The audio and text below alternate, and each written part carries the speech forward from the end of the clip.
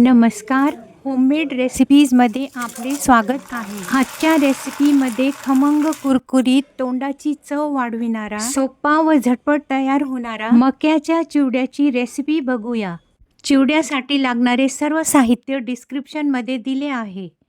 सर्वप्रथम कढई किंवा पॅनमध्ये तेल चांगले गरम झाल्यानंतर त्यात पोहे थोडे थोडे बॅचेसमध्ये कुरकुरीत तळून घ्यायचे. हे पोहे तळल्यानंतर फुगून डबल होतात. त्यातले तेल चांगले चाळणीने निथळून घ्यायचे व पेपरवर काढून घ्यायचे. पेपरवर टाकल्यामुळे त्यातले एक्स्ट्राचे तेल निघून जाते आणि ह्या प्रकारे चाळणीचा वापर केल्यामुळे तेल खराब होत नाही. नंतर त्याच गरम तेलामध्ये शेंगदाणे लालसर कुरकुरीत होईपर्यंत तळून घ्यायचे. सर्व तळलेले शेंगदाणे तळलेल्या पोह्यांवर काढून घ्यायचेत.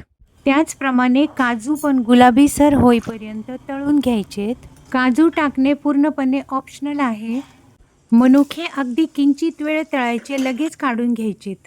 कढीपत्ता पण कुरकुरीत तळून टाकायचा, त्यामुळे चिवड्याला खूप छान चव येते. आता त्यात डाळ्या टाकायच्या. डाळ्या तळायची गरज नसते, त्या अशाच छान लागतात. तळलेले साहित्य सर्व गरम असतानाच त्यात सर्व मसाले टाकून मिक्स करायचे. त्यामुळे मसाले पूर्ण चिवड्यामध्ये व्यवस्थित मिक्स होतात व छान लागतात. शेवटून 2-3 टीस्पून पिठी साखर टाकून मिक्स करायचे. ह्या चिवड्यात पिठी साखर टाकल्यामुळे चिवडा खूप चविष्ट लागतो. शेवटून थोडा टेस्ट करून बघायचा. मीठ किंवा मिरची कमी वाटल्यास वरतून टाकता येते. मक्याचा चिवडा चविष्ट तर असतोच, शिवाय नैसर्गिक ग्लुटेन फ्री पण असतो. तुम्ही पण बनवा, सर्वांना नक्की आवडेल. दीपावलीच्या आपणा सर्वांना मनपूर्वक शुभेच्छा. हॅपी दिवाळी.